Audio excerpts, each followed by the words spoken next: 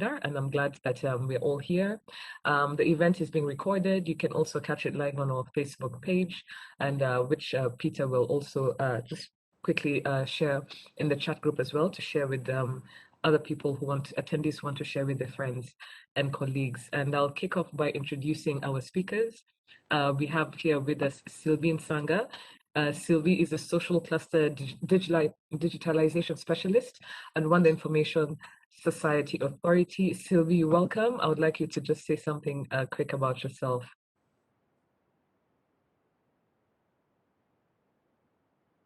I think you're on mute. Sylvie.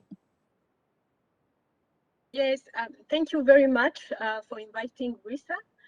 Personally, it's an honor and a privilege to be part of this conversation as part of my job, but something I'm really passionate about as an advocate of children and the feminist. This is the child rights, the feminist issue I'm really concerned about.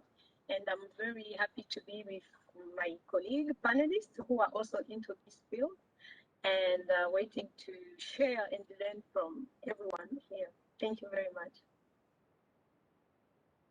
Thank you, Sylvie. I know for a fact you are very passionate about this issue. You're an advocate for child online protection, as well as being a feminist. So I think both of the issues we're going to discuss today tie in with what you really really strong advocate for. I would like to introduce excuse me, Robert Ford. Robert Ford is here with us, and Robert is a child online protection specialist, technical advisor working at the National Child Development Agency. Robert, thank you, and if you'd like to just quickly say something about yourself. Thank you, Diana. I'm happy to be on the panel with the rest of my colleagues who will be with me to explore and get deeper into the subject matter on child online protection. But specifically, I'm glad that we are discussing this topic at this point in time, especially after, as we emerge from the pandemic of COVID-19, and when children are getting back to school, because COVID-19 left us with a new online access practice for the children. And I think this is a very ideal time to discuss this topic. Thank you, Diana. Thank you very much, Robert. And last but not least, we are joined with Natasha Omutoni. Natasha is a project lead at Women at Web Rwanda. Natasha, if you could just quickly introduce yourself and share with us a bit of the work that Women at Web Rwanda do. Thank you, Diana. I'm Natasha Omutoni, and I'm the project lead of Women at Web Rwanda. And Women at Web is a network in East Africa that promotes women's participation online. And we do this through digital literacy and digital citizenship trainings, as well as advocating for safe spaces online for women and everyone else. Thank you. Thank you, Natasha. Thank you very much to our attendees who are joining, those who've been here. I'd like to say that please keep your questions, prepared. You can raise your hand and share your comments in the queue, or share them in the Q&A box that you will see at the bottom right corner of your screen. So please keep your questions ready. We're going to have a Q&A session after submissions from our esteemed guest panelists. So my first question will go to Sylvie on behalf of Risa. And Sylvie, my question to you, is to do with addiction, when it comes to children online. So, we live in a world where everything is being digitized. Children are learning how to navigate the internet, especially with regards to the apps on our phones, video games, social media, TikTok, Facebook, that sort of thing at a very early age. In countless cases, a lot of time is spent on these platforms to the point of addiction. Sylvie, based on your experience at RISA, also just, being a parent, how can we tell when a child is addicted to online activities, and what can be done to ensure that this does not happen to the point of causing harm to children? Thank you very much, Diana. I will apologize that I'm babysitting for my friend who has another child who is sick. So the child is coming, so I will be removing my video so that I don't interrupt people in this conversation. So I No really problem. apologize. Yes, it No was an problem. emergency. Okay. So thank you very much. First, I would like people to understand that child online protection is a child rights issue. Is a child rights issue in a sense that not only abusing a child through digital means is an issue itself, but also digital means themselves are enablers for even other children, even for other children offenses. So if you see clearly, Save the Children is defining abuse as anything which an individual or an institution or process an institution can fail to do, which is directly or indirectly harming children or damaging their prospects of safe and healthy development into adulthood. So the Rwanda Information Society has spent some time trying to understand the magnitude of this issue and different research, because this is an emerging issue. Different researchers are really showing how digital technologies and digital means really have benefit on children. Especially, we all know that children like music, like exploring. They can do assignments using digital technologies. They watch movies, TV, games, and they can even socialize using digital technologies. But overuse of it has been really being documented by pediatricians and different psychologists that it can really harm a child on different levels. Really, psychologically, it's really being documented that excess of use of technology can cause mental health issues on children, even on adults. It can really bring depression and even anxiety.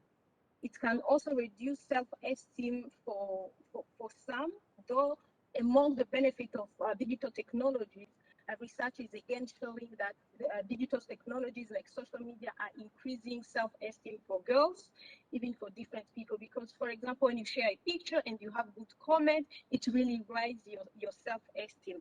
At the same time, it can also reduce your self-esteem and the confidence. It has been also shown that children who are addicted to technology don't sleep enough because they spend more time on those technology. When they go in bed, they have had time to get to sleep. Not even when they go on bed on time, they take longer to sleep because the whole day they have been watching the movies or the games. But also recent research, especially in relation to with COVID, where kids were really very much exposed to digital technologies with the motive either they are doing their homework, they are doing their online classes.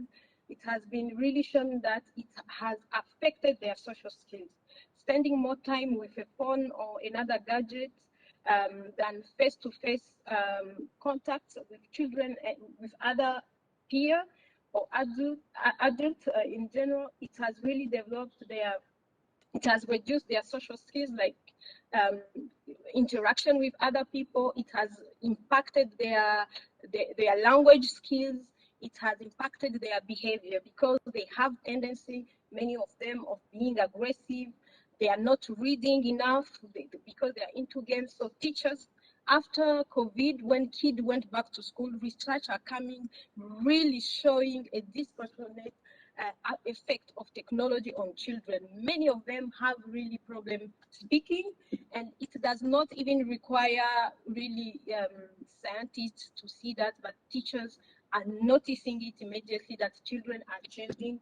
They don't want to read, they don't want to touch books because they were used to just scrolling and scrolling, and they are just inactive. And there is other researchers showing that it's leading to obesity because children grow different development milestones through moving, being active, and many of them are eating while sitting the whole day. So they are not moving, and we all know that we need to eat, but we need also to do movement to facilitate the digestion of whatever we have ate.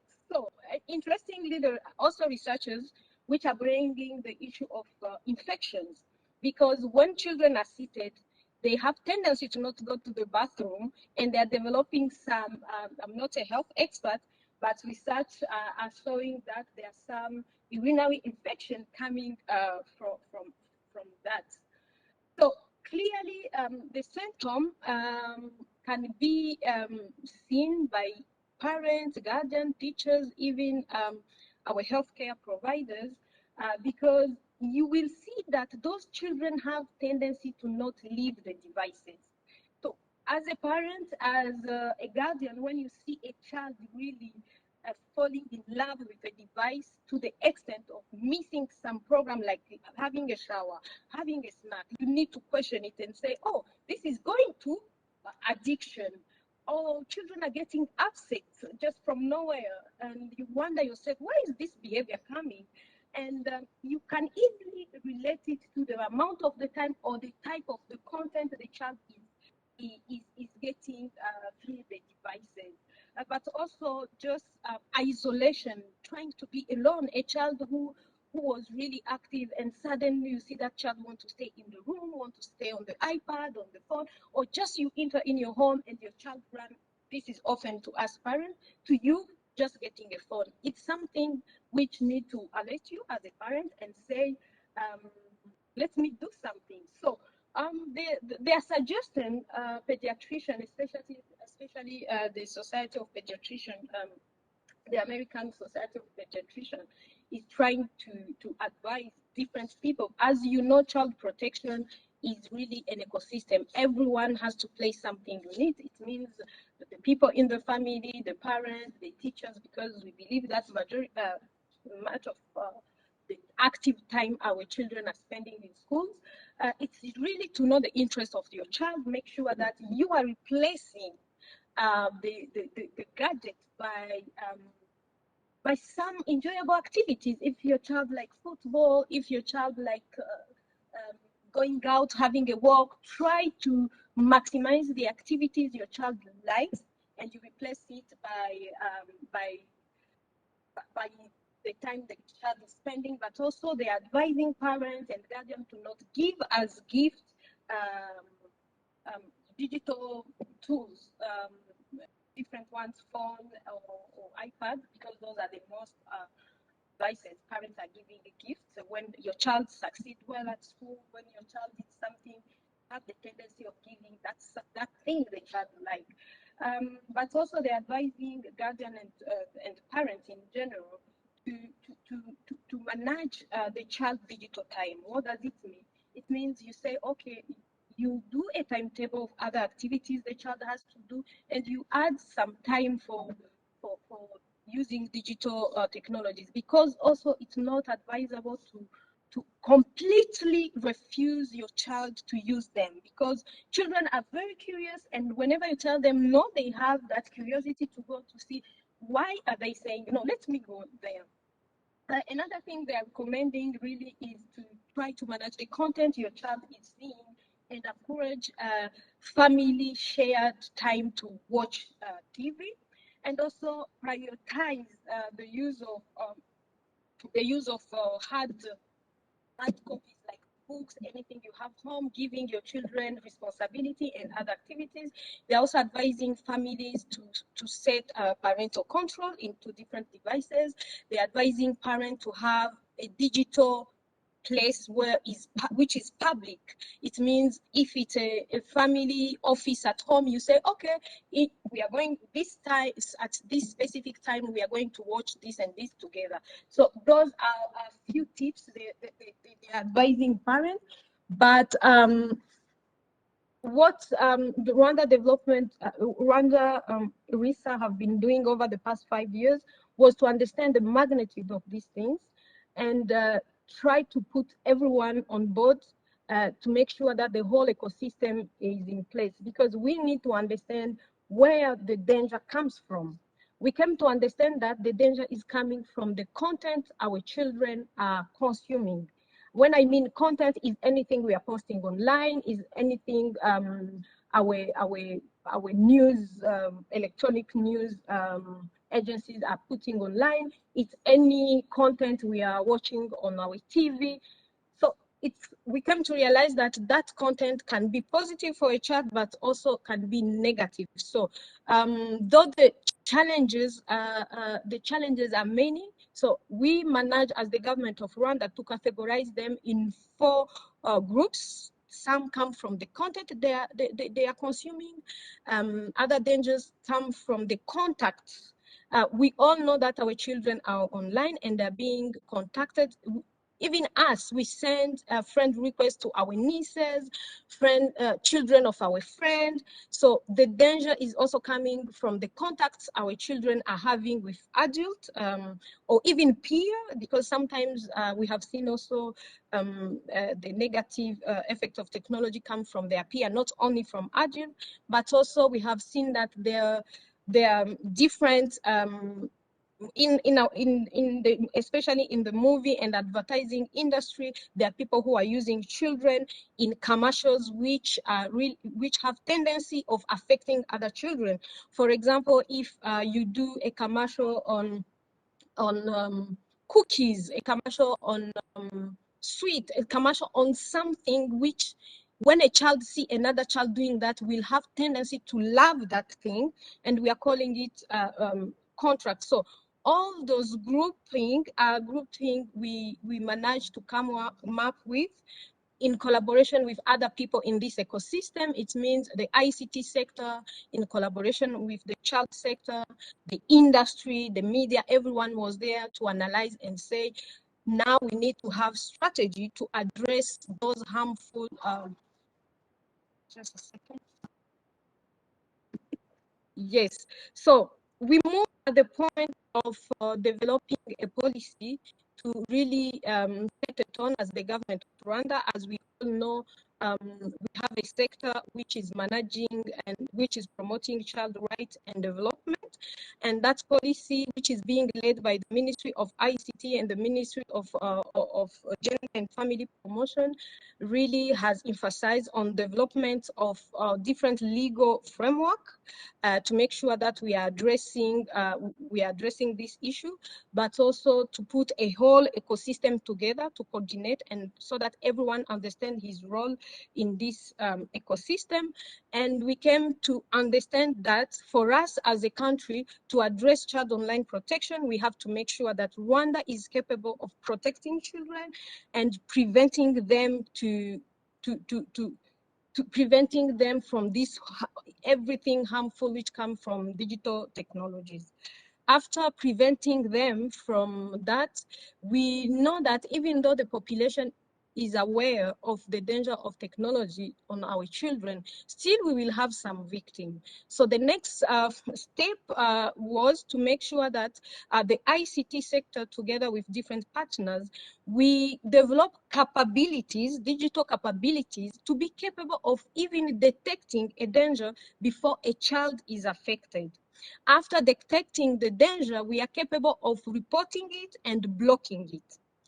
We very much know when a child is affected by anything around, we need different mechanisms of response together to make sure that the child gets the whole service. So we are working with the Rwanda Investigation Bureau on that. When a child is affected, we make sure that the child has justice, the child has all the psychosocial support, and the child is reintegrated back in the community. We are also working with the health sector, RBC, to really understand the magnitude of this issue on Rwandan children, because this is a trending issue. We all know that if you see globally, research are new. People didn't really expect this much exposure of children on online technology. So research are really few talking about this, but UNICEF and other and ITU and other global organizations, including Interpol, they are investing really energy and money to try to understand this, and even coming up with profile of those people we can categorize like a danger to our society. So we came also to realize that schools are very important partner in this, and together with REB, we are working on making sure that the content which is being consumed by our children in schools is filtered before even reaching schools. And that very, very soon will be mandatory to all schools in Rwanda, so that we make sure at least when children are in schools, teachers understand what they have to do. We are going also to request every school to have a COP policy, make sure that the infrastructure and even the different platforms which are used in schools are child friendly, because we know that, for example, YouTube has a version for children, Google the same, and those are different applications and platforms we are going to promote in school to maximize really to make sure that our children are not reaching at the point of consuming that bad content. So the issue remains in our community, because different people are sharing anything without really very much considering that children are affected. But we in Rwanda, we wanted also to contextualize COP in our context, in our culture. We know very much that there are things in our culture we don't want children to see, because they are not just age appropriate for them. So we want to raise Rwandans' responsibility towards protecting children. So it's my responsibility when I share something, when I say something, when a child is there, when I'm doing something. And we want every citizen to understand that it's also my responsibility to share something responsibly, because everyone has to know that digital rights come, of course, with rights. It's my right to use digital technology, to use digital benefits, but also it's my responsibility as a citizen to make sure that I'm sharing responsibly. I think we are going to discuss more and talk about the legal provision which are there, and the recent data protection law, actually, which was adopted recently. Thank you very much. Thank you, Sylvie. Yes, very impassioned, please, on what we can do better to protect children online, especially with regards to, so much exposure to what's online. So it really, it's the responsibility for guardians and parents to be aware and, most importantly, see how they can enable children to be on the internet, but in a safe manner. Definitely, I would like us to touch on at one point on the recently gazetted law on the personal data protection and privacy law. Very interesting. It's just being rolled out in Rwanda, and it'd be great to see how children are protected by this law. My next question goes to you, Robert. Thank you for joining us, Robert. You're here on behalf of the National Child Development Authority as a technical advisor and child online protection specialist. Just give me a second. Look for this. Yes, thank you, Robert. So, based on what Sylvie said, as much as the internet has opened us to a whole world of possibilities, opportunities, not everything is negative. As well as an endless sea of information, it's also a hub for inappropriate and destructive content that's easily accessible, especially to young children. So my question to you is, if you could give us some concrete examples, what are some of the sort of negative content children are exposed to in terms of distribution, and what online measures can be taken to protect children from some of this content? If you could give us some tangible examples. Thanks, Diana, for the question and for the opportunity again. It's always nice to discuss the topic of child online protection from the angle that children of Rwanda, specifically of Rwanda, have. The rate of adoption to technology over the past 10 years for the children has exponentially grown over the years. Now, it would be unfair to tackle the issue of content without, first of all, understanding what known threats do we have today, that exist today, that originate from online content to the children. Now, there are 12 known child online threats that we can talk about today. The first one is what we call sexting. And sexting is where children of some age, of age bracket, are involved in exchanging messages between themselves that are of a sexual nature. And this exposes them to a premature decision-making system about their reproductive system, reproductive health, and pushes them into indulgence that could make them become susceptible to actions that are not of their age. Another one that we have seen over the years is the online grooming. And online grooming is where an adult develops a conversation with a child online and provides some level of trust. He tries to provide, or she tries to provide some level of trust so that the conversation that is enduring between the two of them has grown to a level where the child has built a certain level of trust. And slowly this later results into a child having a physical contact with this adult, which would ultimately could potentially lead to harm. The other one that we know about is fake news and misinformation. Actually, this is very predominant in Rwanda, where we have a lot of our children exposed to online content, specifically on social media, where there is a lot of inaccurate information that they are consuming, and that information is compelling them to get involved in actions that are harmful to them or to their peers and friends. The other one that Sylvia a little bit talked about was screen time.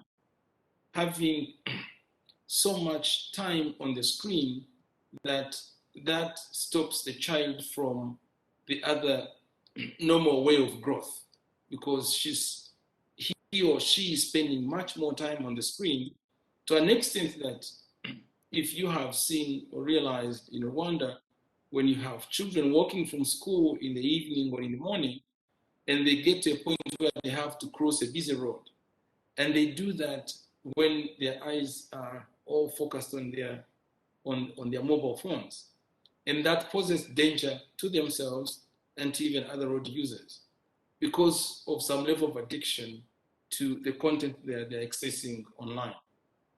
The other one is explicit and inappropriate content. The internet is so open, so wide, and has a lot of content out there. And between you and me and every other responsible citizen knows that not everything that is online is suitable for consumption for a child.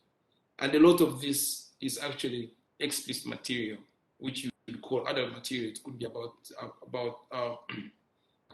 sexual material. It could be military material. It could be material in that is related to violence, home-based violence, or games which have been designed to make people shoot and kill and loot and break into banks, and all this is inappropriate material for the child.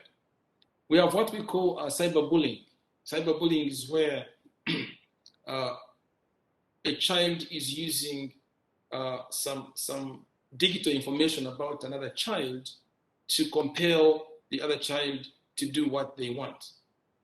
That at some point, if two friends, one of them has had access of some compromising picture or audio or multimedia image of a digital nature, and this person says, you need to give me so much, or you need to give me this, or else I'm going to put this onto a social media platform where everyone is going to access this information. And this compels a child to act in such a way that she or he can safeguard herself from being exposed to the internet. This is a very, very big problem, especially in communities that are beginning to have a lot of access to digital content. The other one is online reputation, where people will talk about others falsely, and this could damage the image of the child. And once the image is destroyed at a childhood level, it could continue actually into adulthood, and this could actually compromise this child's potential chances in life to be better in what they do and in what they pursue to become in life. Then we have what we call online pornography. Online pornography is actually online content that is of pornographic nature. This is where human beings are using their reproductive organs and being engaged in sexual acts, and they are posting everything online. And this is not specifically to Rwanda, it's not in our moral values, it's not in our culture. And once our children are exposed to this, it has a huge psychological impact on their lives, on how they perform, and on how they grow in society. Then we have what we call self-harm, where people have, where young children have accessed information online that compels them to hurt themselves so they can prove something. And this is very, very common, especially in the West, where young children are looking at different material and information that hurts them so much, affects their psychology, and they feel they are worthless, and they can end up harming themselves. The other one is radicalization. Radicalization is where children have accessed online content that has compelled them to develop a radical nature, to develop a radical attitude. If you have watched some of the news in international media where children have had to wear explosive vests because they have been told that if they commit suicide and with explosive devices they are wearing can kill so many people, then they're actually fighting a noble cause. We all know without hiding that we've known some countries where children are taught that this type of people or this race is as good as being killed. And then someone grows up knowing that a Jew should be killed, or a Hutu or Tutsi should be killed, or this is what is called radicalization, where young children, the young brains have been fed with content and information that compels them to act in a way that is completely inappropriate and is completely against the normal human or civic values of society. The other one is privacy and identity theft, where children have innocently provided information about their data, or the data about their families. Someone has provided their address, their names, their phone numbers, the phone numbers of their parents, their uncles, their aunties, and this information has been used inappropriately, that in the end it has hurt the child or any other person connected to the child. The other one is online commercialization, which Sylvie spoke about a little bit, where people, because of commercial interest, have used children's data to derive benefit to their organizations of their companies. So after understanding this now, in answering your question, what kind of real examples that have we seen specifically in Rwanda that are dangerous to the children? We've seen, especially in local television dramas and TV series, where children have been used at the consent of their parents, but a lot of how these children are being used in acting in films and in videos and in TV dramas and series is actually compromising to them as children, and also when these children get to a certain age in life, when they grow to 20, 21 to 30, and they become adults, they become mothers or they have become fathers, when they will look back at this material, they may want to question why someone who was who was in charge of them was able to allow this to happen. I may not be able to give specific examples, but there are many TV series, especially in Kinyarwanda, the Kinyarwanda films, where children have not been used really appropriately because of either commercial interest or because even the parents who are allowing this to happen do not understand the impact of what this could have to the child when the children have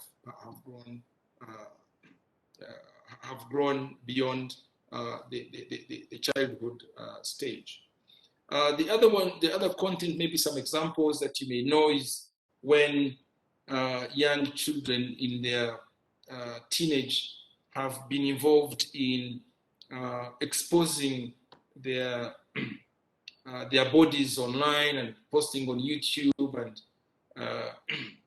and this has really been very harmful to very many youth, and some are beginning to think that this is okay, this can be done, but this is very damaging to the cultural values of our country as Rwandans and of who we are as a people. That's all I can say about that. Maybe we'll continue to explore when even we get into what kind of advice we give to the different caretakers of children, and what kind of levels of children do we look at when we're providing specific types of advice that the different children, custodian caretakers can have. We will look at those categories maybe if time allows. Thank you, Diana. Thank you, Robert. Just listening to you, it's incredible. I mean, like I said earlier on, the internet is really a source of an endless sea of information, opportunities. It's everyone has access to information that empowers people, to make very informative decisions. At the same time, there's also a lot of inappropriate content that children are exposed to. Just listening to you regarding sexting, online grooming, and these are long-term damaging effects, even as these children become adults. So thank you for pointing that out. Later on, I'd like to ask you what NCDA does specifically in Rwanda to counter some of these, events where children are exposed to inappropriate content online. It'd be great to just hear a bit more about what NCDA does. But before, we'll get there, but I'd just like to now move to our next panelist, and Natasha Umutani, who's here on behalf of Women at Web Rwanda. She's a project lead at Women at Web Rwanda. Natasha, thank you once again for joining us. Great. Okay, your video is on. Okay, great. And I'd also like to ask Sylvie, at one point, if you can switch on your video. I know all of us are working from home. If children wander into the screen, it's fine. It's absolutely okay. Because it just helps when there's, a lot of more visual connection between all the panelists and the attendees to see you. So if you put the child on your lap, no problem. I've hosted webinars before where there are kids in the background. I mean, it's the new normal. We are living where we're working from home, or kids are studying from home. So please don't feel shy about that. I'd like to go to you, Natasha. Natasha, thank you once again.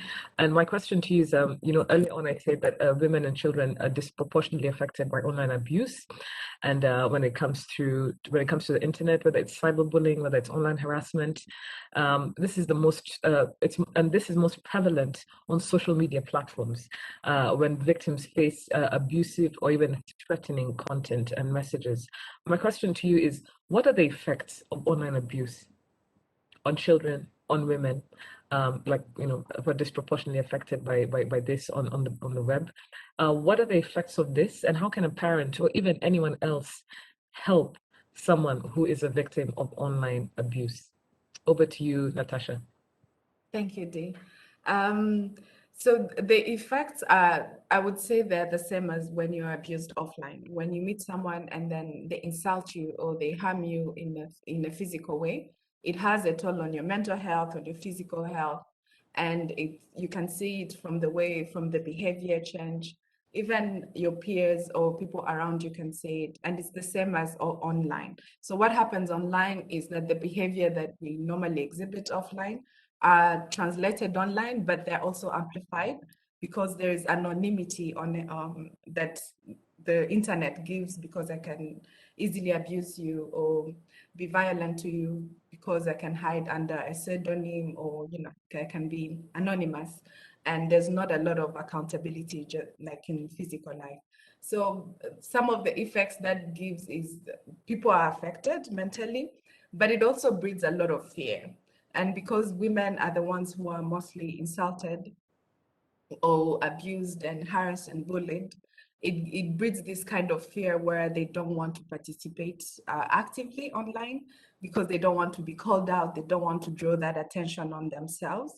We have worked with journalists in the past years, and because their work involves opinions, sharing stories, the news and all, and it involves a lot of online work, posting their work.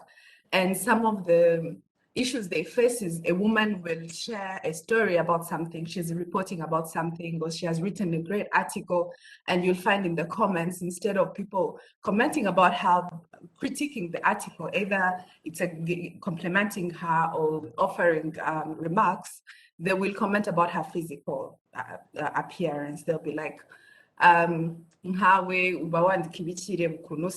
these days you're beautiful. So it takes away the attention from the content to the appearance of the women, and that discourages them. So they're like, I'd rather go on radio and share what I have to share, and not, I don't have to read all these comments every day. Or when they share about the issues they face, like the harassment they face in the workplace, they come and share it online, they're attacked so much. So it makes people get isolated because, they feel isolated because it feels like you're attacked, you take it personal. And what that means, they're not going to be posting online, and they're going to miss out on opportunities. They're going to miss out on job creations, on finding other opportunities that would advance them. So those are some of the issues that people face once they're abused. And even if you don't experience it yourself, once you see people, how they react, how people are abused, it makes you feel reluctant. So there's also lack of self-confidence, not having confidence enough to share what you want to share, even if you're an expert in your field, or even if you know what you're talking about. And again, women, this is a special case because someone will undermine you just because you're a woman, even though you are an expert, you know what you're talking about. I think you have heard the term of mansplaining. You share something and then a man will repeat the same thing to you just because he wants to prove, that he's more smart. So it affects the confidence of women. And some women have lost out on many opportunities online, and there's a lot of fear. And that's on an individual level. Some people have even left social media completely or have stopped contributing. And that's also a loss, because we need people to have the right to use the internet just like everyone else and not feel left out. But also as a society or as countries, they lose out because there are many opportunities, there are many contributions that women make For example, you know influencers, most of the biggest influencers we have are women, and they contribute a lot. So these creatives that we see on TikTok, on Instagram, on different platforms, they contribute to the economy, they pay taxes. So if we're having a limitation of that because of the abuse that they endure, the countries are also losing out. There was a report recently by the Web Foundation. It showed how much countries are losing up to $1 trillion US, especially in least developed countries, because women are not participating online and also contributing to the economy, because from those opportunities and the jobs that they get, they pay taxes which advance the society. So even as a whole, we are losing out from not having equality online and allowing online abuse to prevail.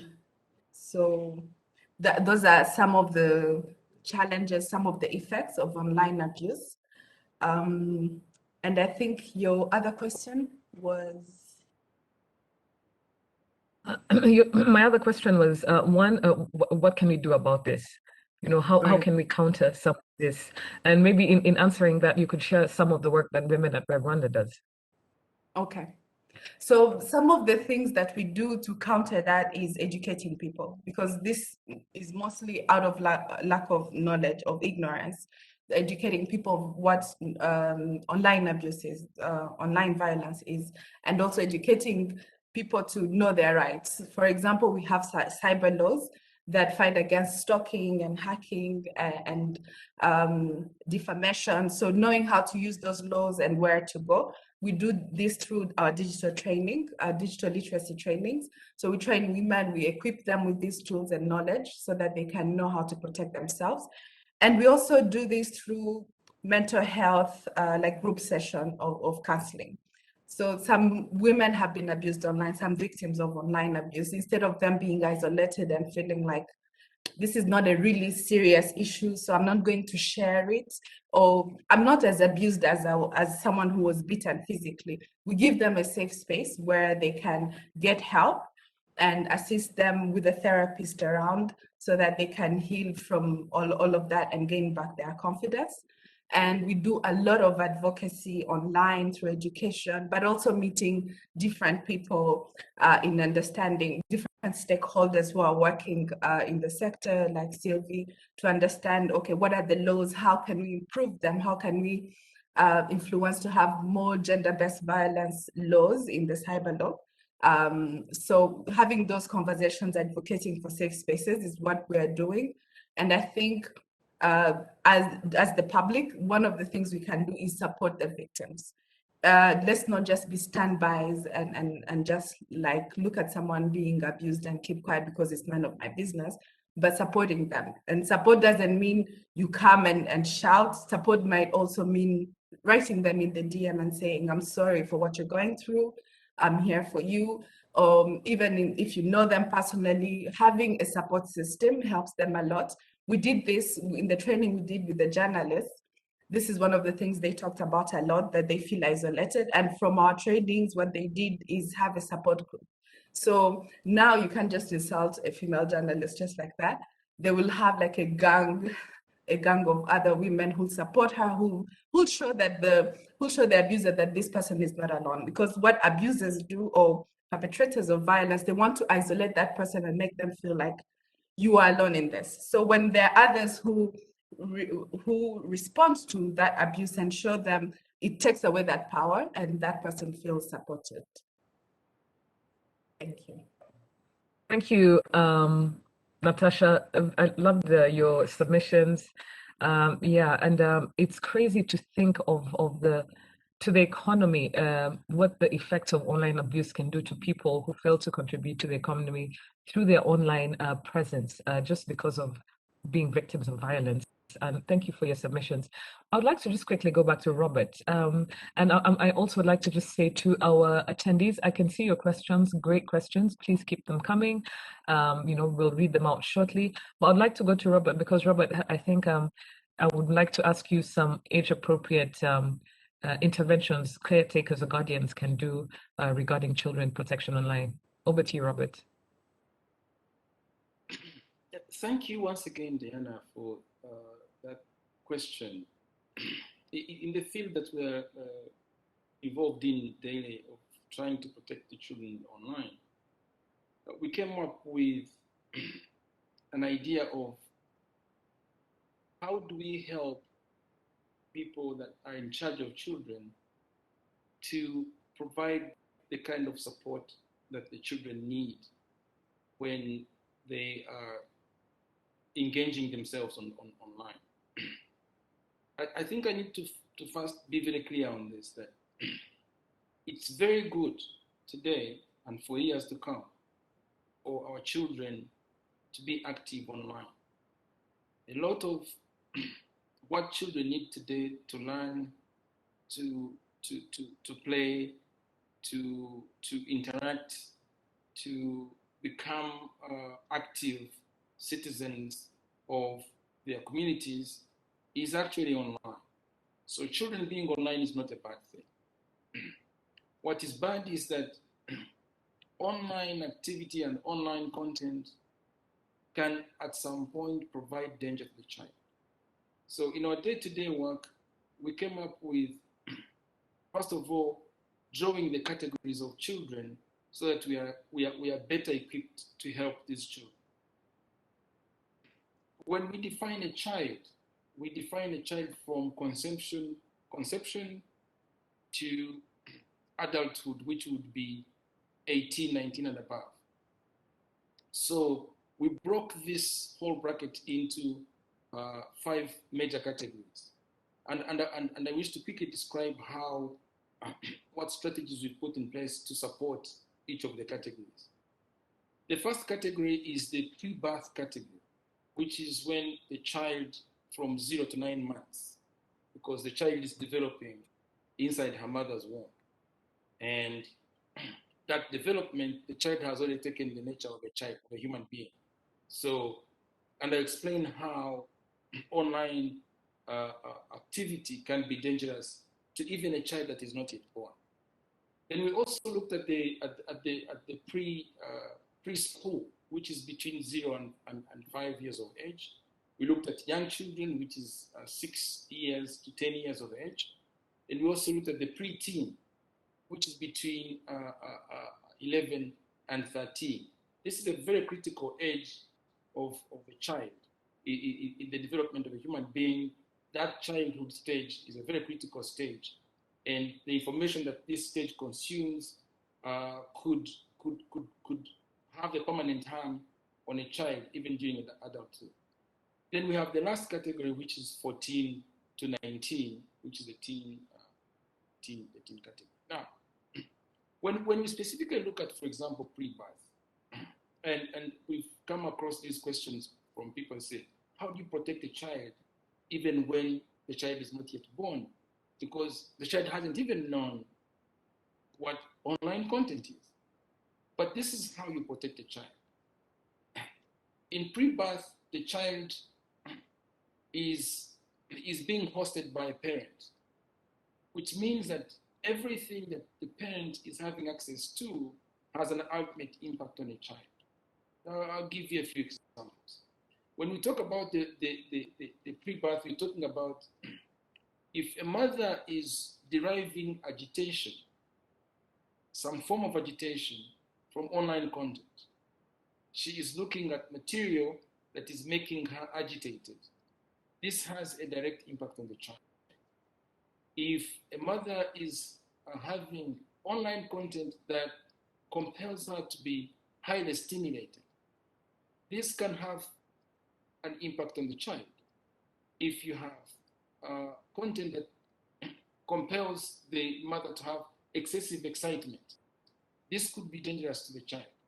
Stress from online content. There are people, you find some mothers, especially young mothers, who spend considerable amount of time watching series on Netflix. Some series have 10, 15 seasons. Every season has 20, 30 episodes. And the series are so captivating that the mother is so much indulged into this whole movie, and it's a storyline that lasts forever. And the mother is watching this, And this is making her become very excited.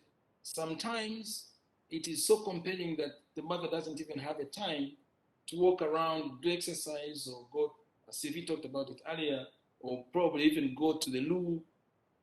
And all this is having a grave impact on the child. Lack of sufficient rest. That some parents at some stage of pregnancy are spending so much screen time that they are having insufficient time to rest. And resting is a very important component for a child during pre-birth period. And we also have, sometimes we have insufficient spouse connectivity, engagement, attention. You are a mother or expecting mother, you have a husband who comes home and spends the first 4 hours of your meeting on phone or in a meeting, and this is happening every day of your marriage life, and it's like the child is not actually having the attention of both parents, because even before the child is born, the affection of both parents has got to be prevalent from how they act. That actually has an ultimate impact on the child. So when we move from that and we quickly go to the 0 to 5 age, we have the internet safety. This is where the children begin to look at mothers, even when mothers are breastfeeding, the children are looking at mothers speaking on phone, and mothers are leaving the phone somewhere, and the children are touching the phone. So at this point, even if the child doesn't even know how to read, but access to this gadget that is receiving radiation from transmitters could have an impact on the child, because these gadgets that we use and we put on our ears to answer, or there is actually radiation in the air that the child is being exposed to. So the further away you keep a child from gadgets in the ages between 0 and 5, the more safer this child is to online content. Then we have the online issues that affect preschoolers. When you look at when children go to school, a lot that happens online, they will have begun seeing it. They are looking at movies, they are looking at Teletubbies, they are looking at cartoons, they are looking at on television. All this is beginning to impact their growing up and their growth process. At this point, we encourage parents to begin ensuring that what the child is exposed to, especially on electronic media, is child friendly. It could be apps, it could be television that is actually child friendly. Quickly, when we look at the other age of 6 to 10, this is an age that is beginning to now learn how to download a game and play a game, and if the parent is trying to find out, they will delete this game and you think nothing happened. But some of the games here are very, very dangerous at this age. Like I said before, some games involve killing, they involve breaking into banks, they involve running away, escaping from the police because you're being chased, and all this is having an impact on the child, and it ultimately it can actually affect the child. The other age, which is between 11 and 13, which is preteen, I mentioned this before. This is the time when you as a parent need to set certain parameters to your children, especially when they are engaged in online activity.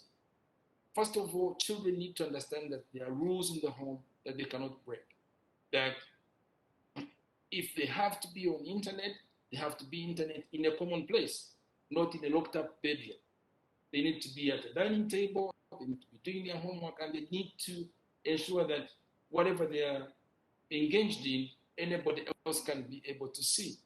That way, you begin controlling what they watch. As a parent, you also need to set some parental guidance or some parental control on your home Wi-Fi. so that there are certain websites, there are certain addresses that these children cannot access. This is something that you can work around with your service provider to make sure that these technical controls are set on your home Wi-Fi so that you protect your child. But more critical is that this is a level where the friendship between you as a parent and the child should now become strong. The relationship between parent and child of today has got to be different from yesteryear because we are into a different age of technology. And this is a time that requires you as a parent to initiate some level of friendship that gives a child the comfort that they can trust you. That if a pedophile sends your daughter who is 13 years of age an obscene picture, that your daughter won't feel shy to come to you even if you're her father and say, Daddy, this is what so-and-so has sent me. To some children, they'll just say, this is disgusting, and they will just even delete because they think it's shameful to come and approach their parents and say, hey, this is what so-and-so is sending me, and I think it's obscene.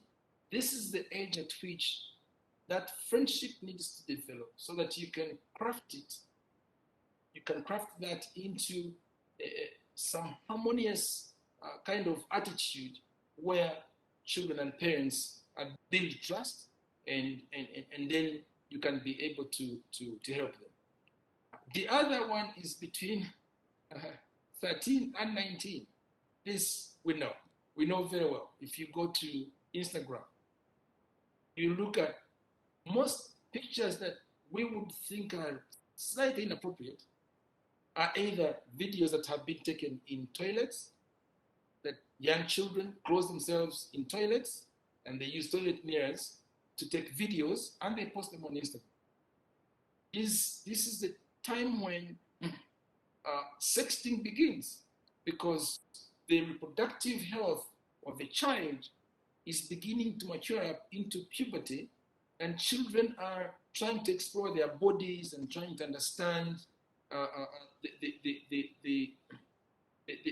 their physical setting, how they have been created, and why their bodies are the way they are. And at this point, their metabolism is so active. They really want to explore. They want to know things. They want to. Their physical features are developing. Young boys are growing beards. Young girls are growing breasts. So their bodies are speaking to them, and they're asking them a lot of questions, and that is invoking their brains to think harder. And at this stage, this is where parents need to really come out bold and blunt and tell their children about their reproductive health. Tell them about their identity. Tell them about a picture that you post on the internet today could be there 20 years to come. Information you share on internet today could be there for as long as God knows when. The language you use today. So this could be very, very, this is a time that you really need to protect them very well. So yes. I hope this can help parents and all custodians of children to, we have a module, the COP guide that we are developing, that is going to be out in public very soon, and people can access it in all languages. Thank you, Dana. And when you say we, I'm assuming you're saying the NCDA. That is now COP, like most of my colleagues will agree with me, is a multi-stakeholder approach. You can't do it as just an institution. But yes, when I say we who will develop this, or who are developing this module, it is NCDA. It's the National Child Development Agency. Thank you. I would like to go to, thank you, Robert. There's an issue with the internet. I hope it's clear for everyone. I'm seeing some videos are off. I think that's to do with bandwidth. I would like to just ask these questions. We have some questions that have come in, and Peter, if I've missed some, please let me know. So we have a question from Eric We have a question that's coming in. Just one second, if I can read it. This is from Eric Kariningufu, and his question is, what tools, I think he asked this twice, what tools today are available to, one, limit time on the internet, two, content sites not appropriate to children? So his first question is, what tools are available on the internet to limit time on internet for children, as well as to protect them from sites not appropriate to children? We have a second question coming from Miko, who says, how do we stop children from accessing explicit content when it is so available in mainstream content, such as music, films, etc.? I'd like, and if you can be brief as possible, I'd like these questions, Sylvie, if you could try answering them. Thank you.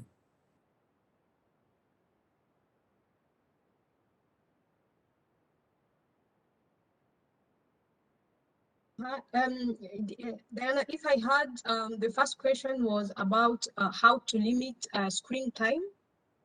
Yes. And the second one was, I didn't get it clearly.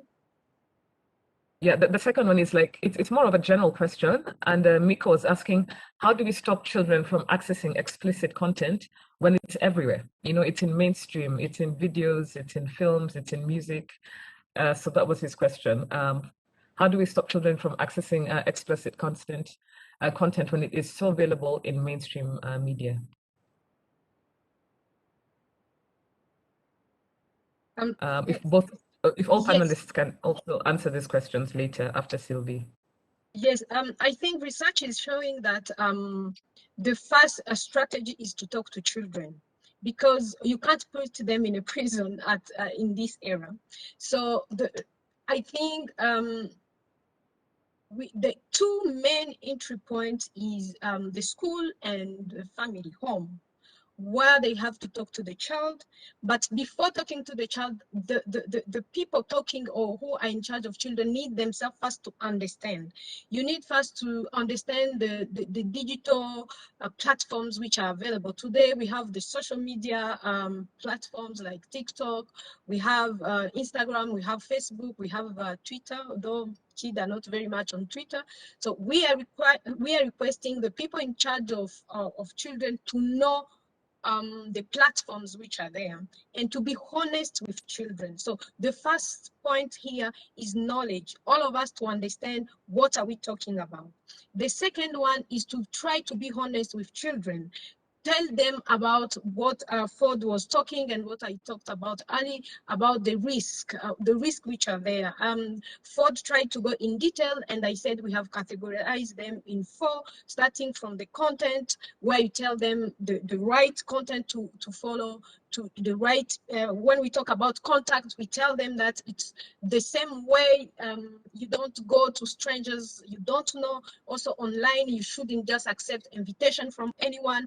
And if it happens, please make sure that you are talking to your teacher or you are talking to your parents. So actually, conversation with children, it's not something which starts when the child is 15, but it's really, so why with COP, we are advising people there is no right time to bring it on table, though we very much know that a child from 0 to 18 months, health-wise, shouldn't access those gadgets. But whenever a child starts talking to a parent has to start bringing this issue. The same way in the past, before we access digital technologies, you could just tell a child to avoid some dangerous people or places.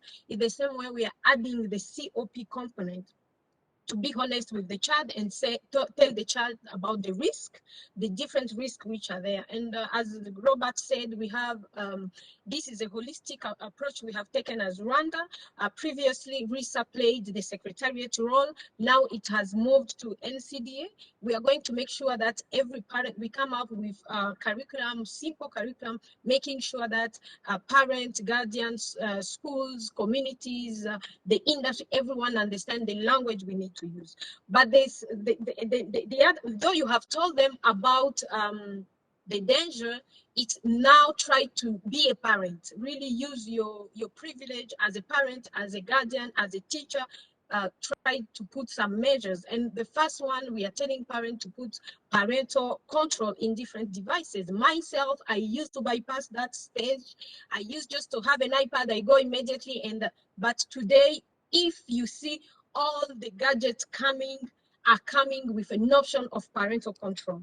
So especially when you are giving it to children, you have to make sure that you put the parental control. There is a place for putting your email so that you give them access to things. I have learned to use YouTube for children. I have learned to use Google for children. And those are the list of tools we are going very soon to publish, advising people to use them. Because when kids are using the YouTube version for children, even though they finish one game or one movie or one cartoon, another one coming will be child friendly, will not bring any content. So parents have to be aware of child friendly platforms which their children should use. So when it comes to schools, we are requesting all schools to have COP policies to train the teachers and the staff in the school, and they're going even to sign a COP contract which tells them how even a teacher should contact a student.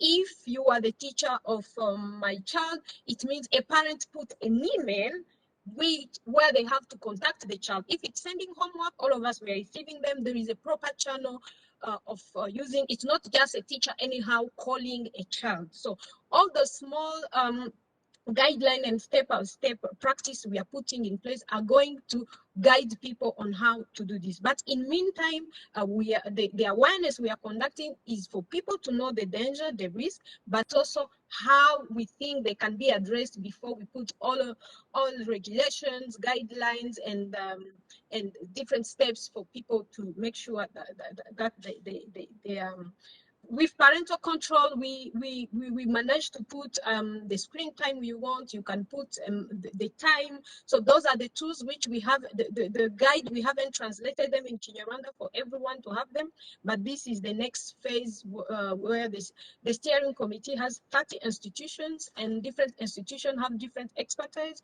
We have the child sector, which is focusing on raising awareness and education.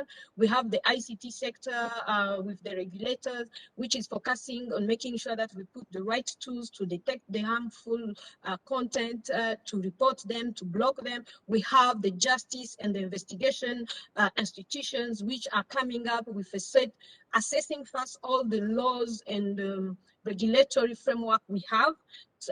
Even the past few weeks, we have been really also assessing the new data protection law to see the provision which are there. It has clearly set a tone to everyone, reminding them that it's very important to keep privacy of children data, and it has also gave authority to the institution in charge. In this case, it's NCDA, to come up with detailed guideline, ministerial orders to make sure that the law is unpacked until everyone understands his responsibility. When we are talking about responsibility, very much we are talking about the industry, because the industry is the one developing content, as everyone have said, is also the one sharing the content.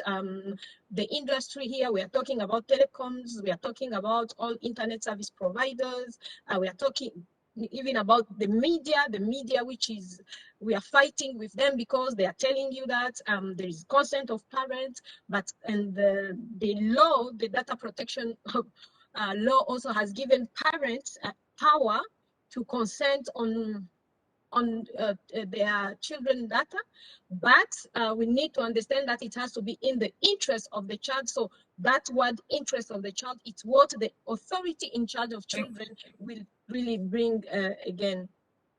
Thank you, Sylvie.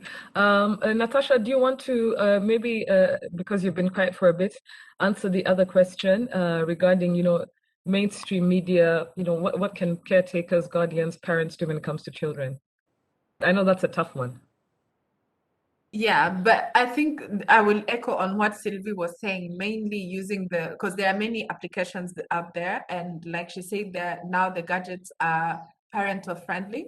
So YouTube, like YouTube and Google, they have children's accounts, they have parental guides, and also platforms like Facebook have the policies around them is protecting children. So like using those applications for Facebook and Instagram, and there are many applications as well that limit screen time. There are many of them that you can install, and they limit automatically your screen time. So you set a time, and then the phone goes blank.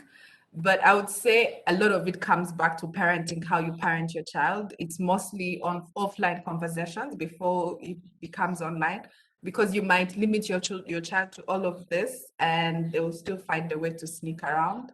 So a lot of conversation, and also keeping in mind their age as they grow. Most of it Sylvie has mentioned. Thank you. Yeah. Last question is from Munyamheta Emmanuel. And Emmanuel asks, policies, laws, regulations, guidelines are clear. However, reinforcement is not yet respected to minimize dangers linked to content when it comes to, whether it's children protection online or online abuse. His question is, what can we do jointly? Robert, over to you. Diana, thank you. One of the activities that we are actually doing right now, and that we'll be completing in the coming days, is categorization of harmful online content. Because for the legal people, those who are doing the investigation, the prosecution, the sentencing, all that value chain needs some credible instruments to be able to prosecute the online offenders. And for that to happen is that we need to put in place what we would categorize as online harm. There's some online harm that we know is very obvious, which we know that is very obvious. And that is even in some of the existing laws. There are certain things which are punishable by law that are already existing in the law. And that's not a constraint on the side of law enforcement to apprehend and prosecute the offenders. But like one of the people asked and said, how do you protect the children from a lot of content that is out there and how it can be accessed? At the national level, we are looking at the different measures also deriving from best practices from other countries, where we'll be using specific tools to detect online content. That means that they are able to detect before the child can access, which now falls in the category of prevention. But even when the incident has happened and the child has gotten harm from the content, we are also working to set procedures that can help the victim from obtaining the support that they need so they can quickly heal and come back to normal life without psychological damage. So all these plans are in place. Like my other colleagues can agree with me, COP in terms of protection is something relatively new. The online content has been there, even in the past. We've had television for as long as I can remember. We've always had television. But for the regulator in Rwanda, for example, today, if I can give you a specific example and in trying to answer this question, is that the regulator compels all electronic media to have a child child protection component before they can obtain their license. For some of you who have, for example, DSTV or Star Times or Canal Plus, you can see that some of the programs in the middle, they're always interrupted.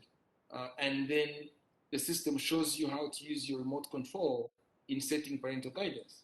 It's there on DSTV, it's there on Star Times, it tells you, please click this number, please do this. When you get at this point, you can now set a password for these particular programs. And so all this is actually compelled by the regulator. So those are measures that are already in place that the government has adopted to try to protect the child. But each day we are advancing, each day we are trying to explore what kind of tools based on best practices, looking at what other countries are doing, if we can do it the same way, what kind of software can we obtain to ensure that they are able to detect the content before it is consumed, and then it can be flagged, and then the responsible authority can quickly take it down before it can become violent.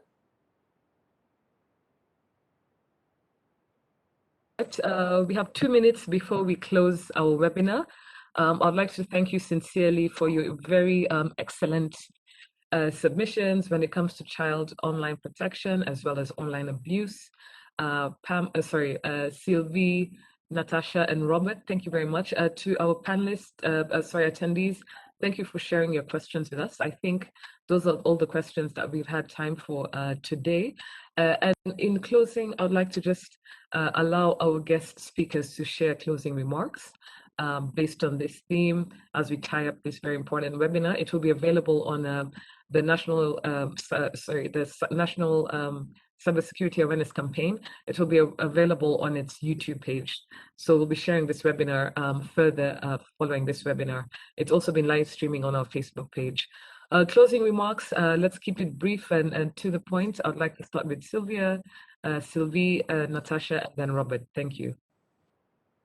Thank you very much, Diana, for organizing this. To close, I just want to remind everyone that child online protection means to protect a child against harmful practice and content, but also to be capable of detecting it on time before the child is harmed.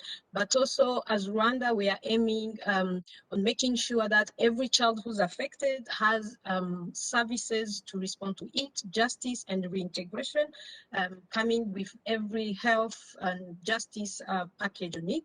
And we are working in close collaboration with RIB. It means anyone who feels something wrong, though you don't have proof, though you are not obliged to know what is going, but when you just suspect something, we are working with RIB. You can call 116.